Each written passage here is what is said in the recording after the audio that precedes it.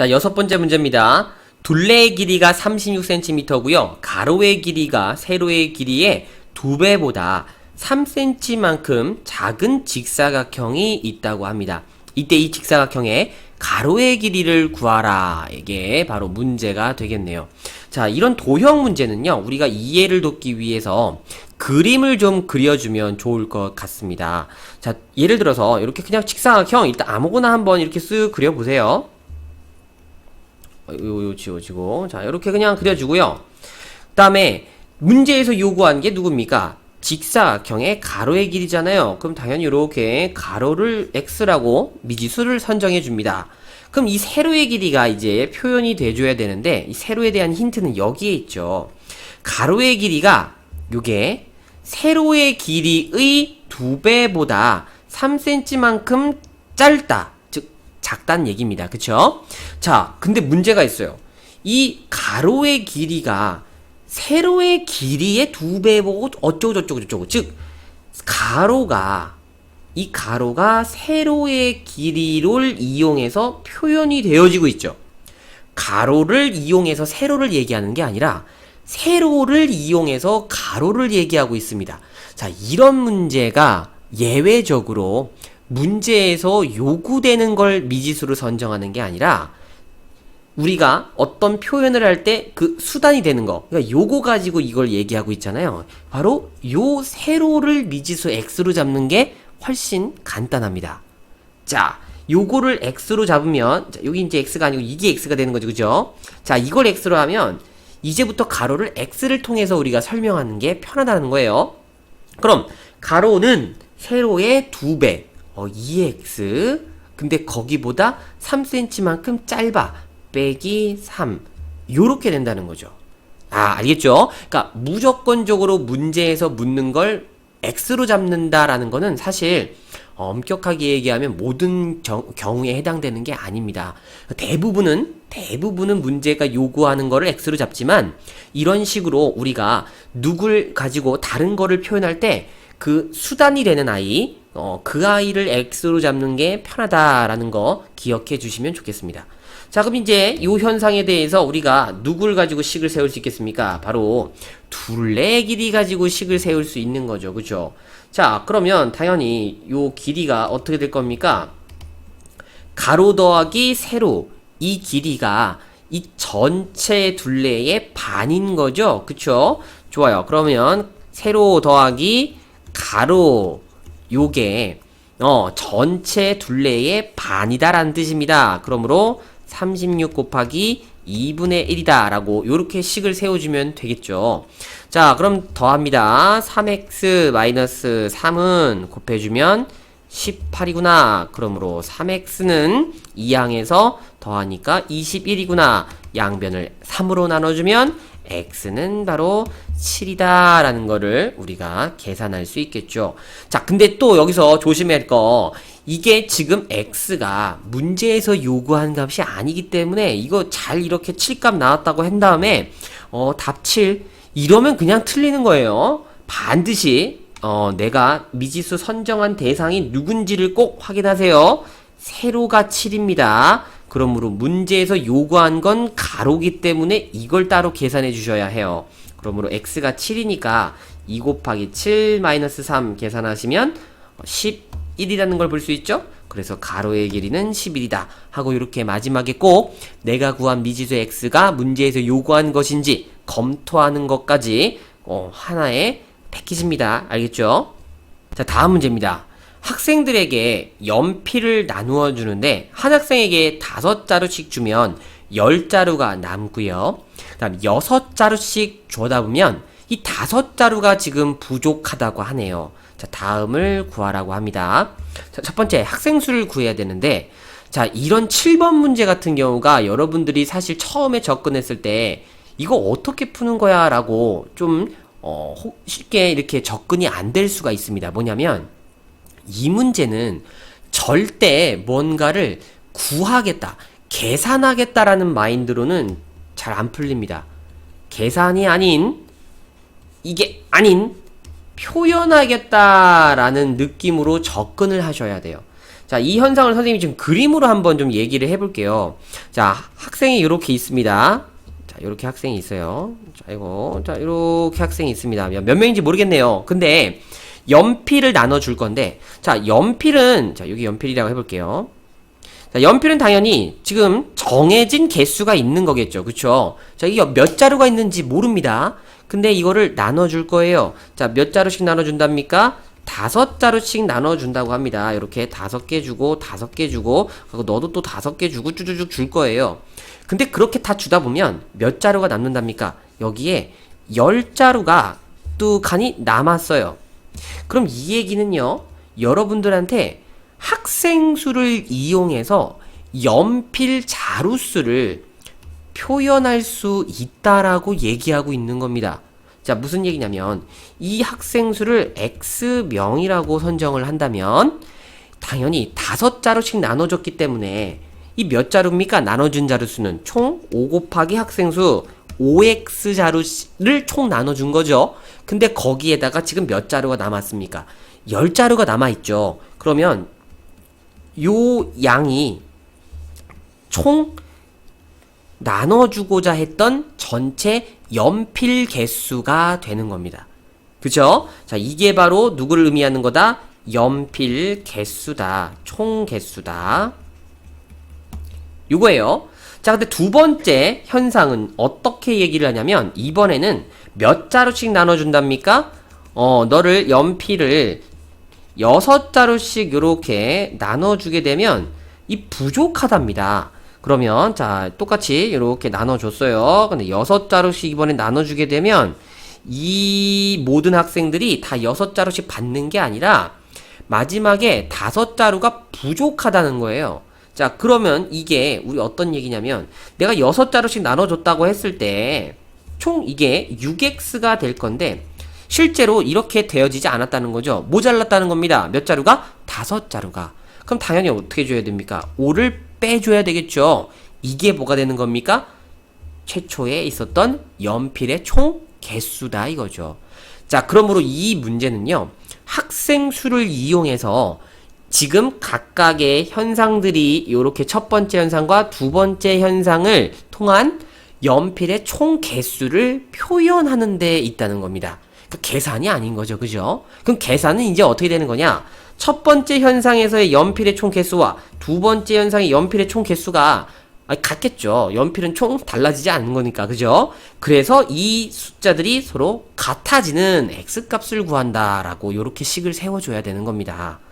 자, 그럼 이제 이거 방정식만 풀면 되겠습니다. 5x 플러스 10은 6x 마이너스 5니까요. 자, 5x를 우변으로, 다음에 마이너스 5를 좌변으로 보내주면, 우변에는 x만 남겠고, 좌변은 15가 되겠죠. 그러므로, 오케이, 학생은 몇 명이구나. 15명이구나. 라고 우리가 학생 수를 얘기할 수 있습니다. 자, 그럼 연필 수는 몇 개냐? 당연히 이게 연필 총 개수라고 했잖아요. 그럼 근데 x값이 얼마랬습니까? 15다. 그러므로 너는 5 곱하기 15 더하기 10이다. 얼마입니까? 85자루가 총 연필의 개수다 하고 요렇게 계산이 된다는 거예요. 자, 이런 문제는 절대 처음에 계산이 아니라 전체 연필의 개수를 표현하는데 그 포인트가 있다 하고 요렇게 정리를 꼭 해두시길 바랍니다. 다음 문제입니다.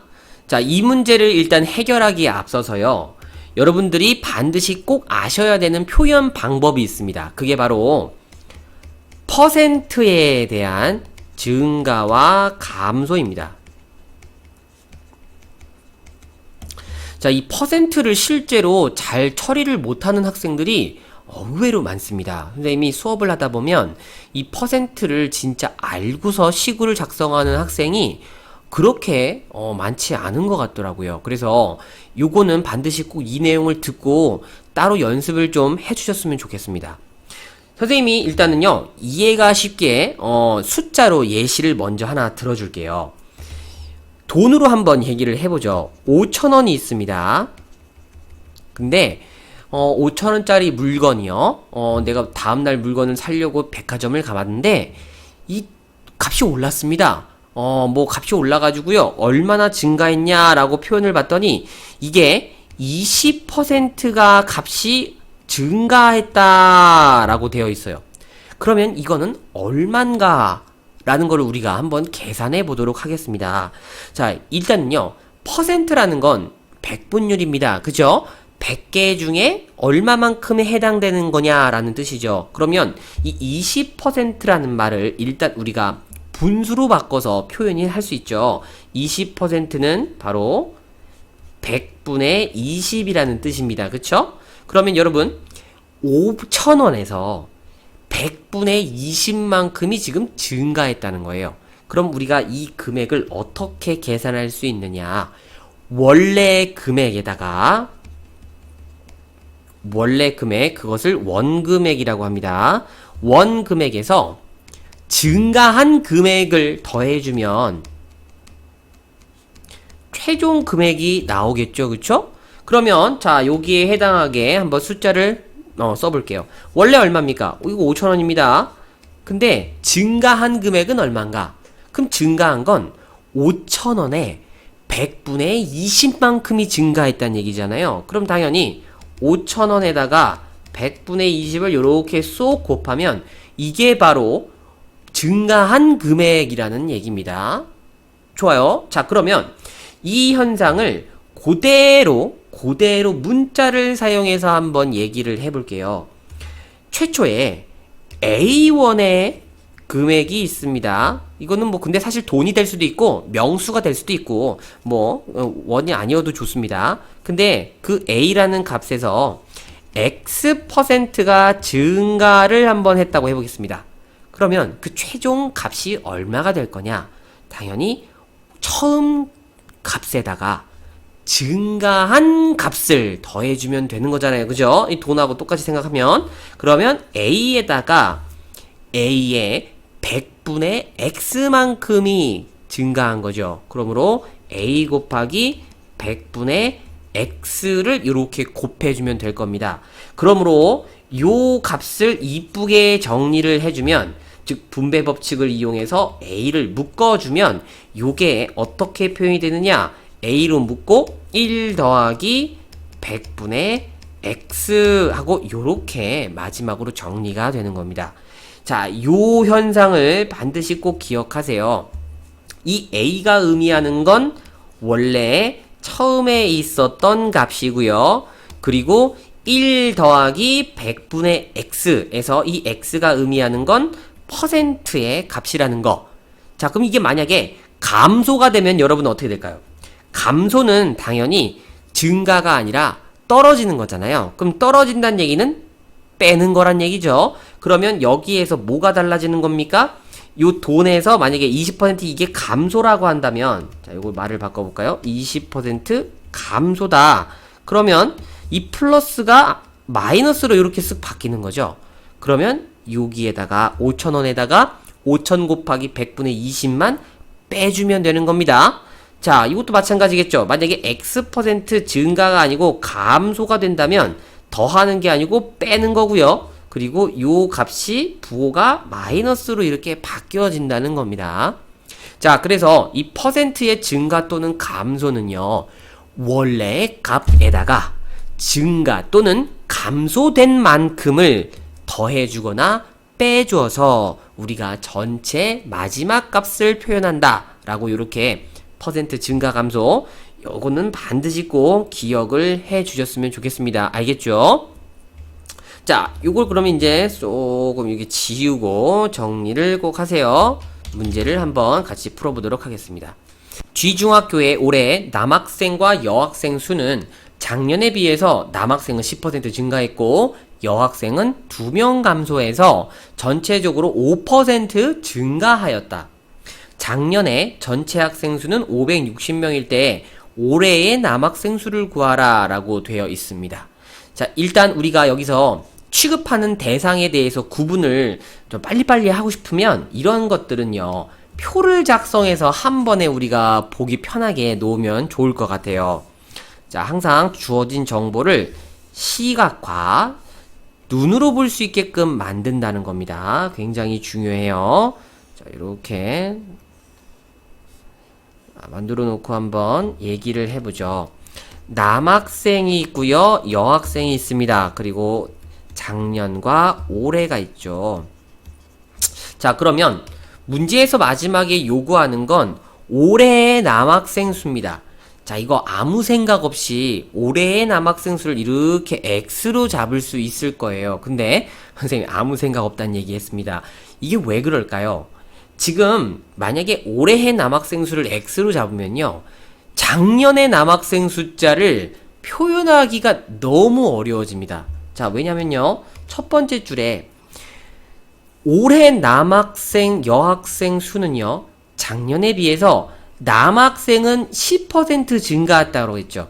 그러니까 작년에 비해서 올해 어떡쿵 저떡쿵 설명을 하고 있는 겁니다. 즉, 이 설명 흐름이 작년에 대해서 올해 어떻게 이렇게 되었다, 뭐 이렇게 얘기가 하고 있는 겁니다. 수단이 되어지는 아이를 미지수로 잡아야 편하다고 앞서서 설명했습니다. 그러므로 이 문제는요, 비록 올해 남학생 수를 구하라고 되어 있지만 작년 남학생 수를 X로 잡아줘야 표현이 편하게 됩니다. 잊지 마세요. 알겠죠? 그러면 남학생 수가 10% 증가했답니다. 자, 증가입니다. 그러면 실제로 우리는 10% 증가하면 어떤 양을 갖는가? 자, 이제 퍼센트 증가 감소 표현을 해줘야 되는 거죠. 그러면 X 처음에 있었던 원래 양에다가 얼마를 곱하면 됩니까? 10%는 10분의 1입니다. 그죠? 100분의 10. 그래서 10분의 1 곱하기 X. 10분의 1X. 즉, 원래의 양에다가 증가한 양을 더하여 총 이렇게 값을 우리가 표현한다는 거죠. 자, 요게 바로 올해의 남학생 수가 되는 겁니다. 자, 됐죠? 그러면 여학생은 우리가 어떻게 할까? 바로 이 표현을 가지고 얘기한다는 거죠. 작년에 전체 학생 수가 560명이었다. 그쵸? 그러면 자, 총합이 지금 560이니까요. 자연스럽게 여학생을 우리는 표현이 가능합니다. 전체 학생에서 남학생 빼면 여학생 아닙니까? 그죠? 그러므로 여학생은 560-x다 라고 이렇게 적을 수 있을 거예요. 그러면 이 여학생은 몇 명 감소했답니까? 2명이 감소를 했답니다. 올해. 그럼 당연히 몇 명입니까? 요 명수에서 2명을 빼주세요. 560-x에서 이렇게 2를 뺀 게 바로 올해의 명수가 되는 거죠. 근데 이 전체 학생 수가요, 전체적으로 5% 증가했다고 합니다. 그러면 자, 작년 명수를 줬거든요. 몇 명입니까? 560명입니다. 그럼 560명에서 5% 증가한 게 전체 학생 수가 되는 거지 않겠습니까? 그죠? 그러면 560 더하기 증가한 양 5%는 100분의 5입니다.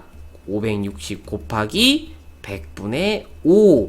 이게 바로 올해의 학생 수가 되는 거죠. 자, 이 각각의 문장들이 전부 다 이렇게 우리가 식으로 표현을 해줘야 되는 거예요. 그래서 이런 표현 방법이 처음에는 굉장히 어렵게 느껴질 겁니다. 그러니까 많이 연습이 좀 필요하겠죠? 요거 표를 작성을 이렇게 마치면 나머진 게임 끝납니다. 생각해보세요. 지금 올해의 요 학생 수, 남학생 수, 그 다음 여학생 수, 이거 다 더하면 얘입니다. 라는 우리가 x에 관한 방정식을 하나 세울 수 있잖아요. 그죠? 자, 더해줄게요. 너하고 너를 더하면 10분의 11x가 되고요. 그 다음에 너하고 마이너스 2까지 계산하면 너는 558 빼기 x입니다.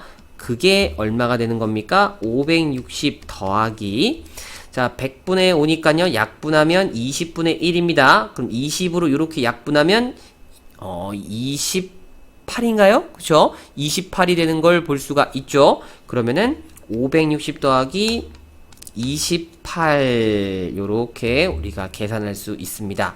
자, 너하고 너를 1차항끼리 계산하면요 10분의 1x고요 그 다음에 더하기 558이 588이다. 그러므로 상수를 우변으로 넘겨주겠습니다. 그러면 10분의 1x는 30이 되는 걸 볼 수 있죠. 양변을 10을 곱해주면 우리가 원하는 x값 300이구나 라는 거를 확인할 수 있습니다. 자, 또 신나갖고 또 300 적으면 안 됩니다. 왜?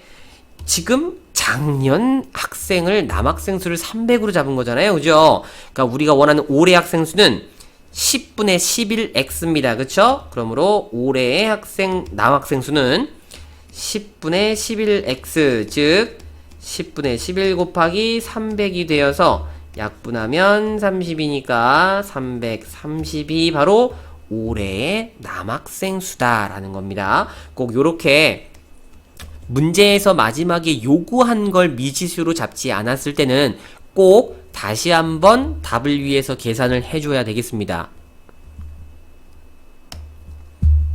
자, 9번입니다. 어떤 선물 세트 원가에 20%의 이익을 붙여서 정가를 정한답니다. 자, 요 현상 그냥 바로 적을게요. 정가는 원가에다가 20%의 이익을 붙였네. 그러면 원가 곱하기 얼마입니까? 100분의 20이라는 얘기가 되는 거죠. 그러므로 원가로 이렇게 우리가 분배 법칙을 이용하여 묶으면 1 플러스 100분의 20 하고 이렇게 이쁘게 식을 적을 수 있을 것 같아요. 그럼 이 정가에서 600원을 할인해서 팔았더니 원가에 대해서 10% 이익이 생겼다고 합니다. 자, 이때 이 선물 세트의 원가를 계산해봐라가 문제가 되겠습니다. 그럼 문제에서 요구한 이 원가를 미지수 x로 한번 딱 잡아볼게요. 그러면 이 문제에서 정가는 미지수 x가 원가가 되는 거니까 요렇게 x 곱하기 100분의 20 하고 이걸 더해주면 되는 거겠죠? 그럼 원가가 x가 되어서 1 더하기 약분하면 5분의 1입니다. 그러므로 5분의 6 x가 정가구나 라고 이렇게 우리가 얘기할 수 있을 것 같아요. 그러면 주어진 현상, 주어진 문장을 그대로 식으로 우리가 표현을 해주도록 하겠습니다. 정가입니다. 요거죠? 600원을 할인했대요. 그럼 당연히 줄여야 되는 거겠습니다. 5분의 6x 빼기 600원. 이 금액이 원가에 대해서 10% 이익이 생겼다.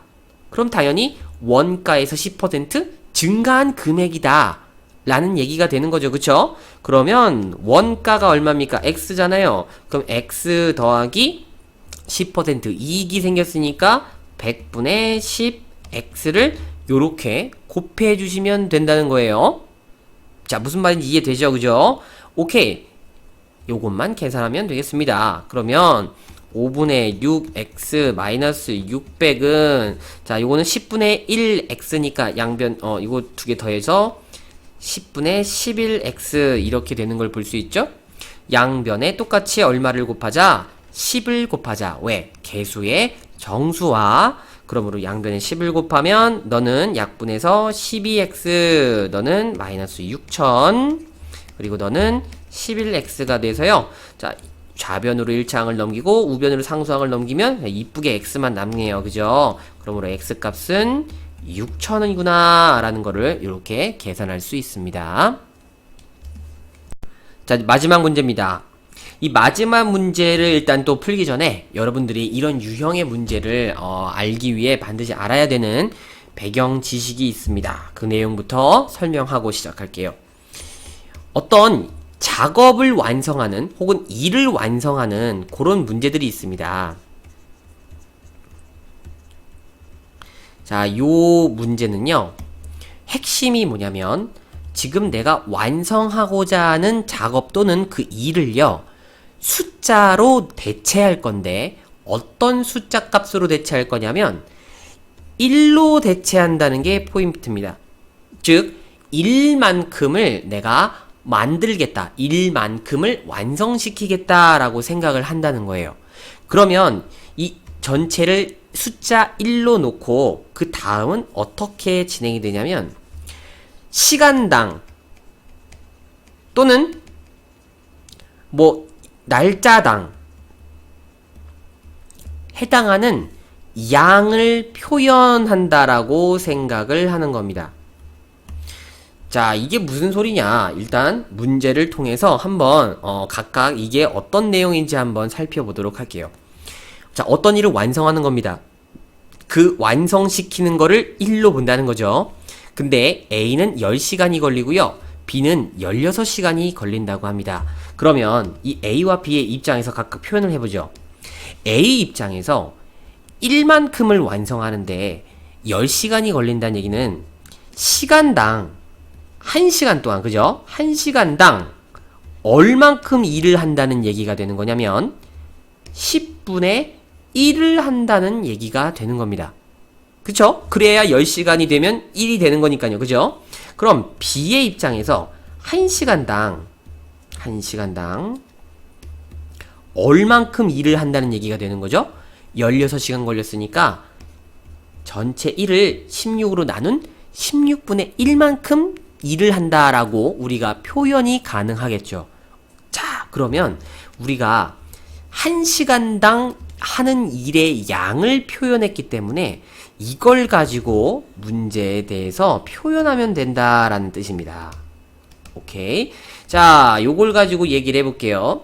A와 B가 함께 5시간 동안 일을 합니다. 그럼 함께 했기 때문에 1시간당 하는 일이 합쳐진 만큼의 5시간이니까 곱하기 5를 하면 되겠죠? 그럼 얼마입니까? 10분의 1과 16분의 1이 1시간당 둘이 합쳐서 하는 일인데 함께 했죠? 5시간 동안 곱하기 5 하고 요게 바로 5시간 동안 함께 일을 한 겁니다. 그리고 나서 이번에는 B가 혼자 일을 마쳤다고 하네요. 자, B만 혼자 합니다. 몇 시간 동안? 몰라요. 그게 미지수 X가 되는 거죠. 이게 B 혼자 일을 한 시간이 되는 겁니다.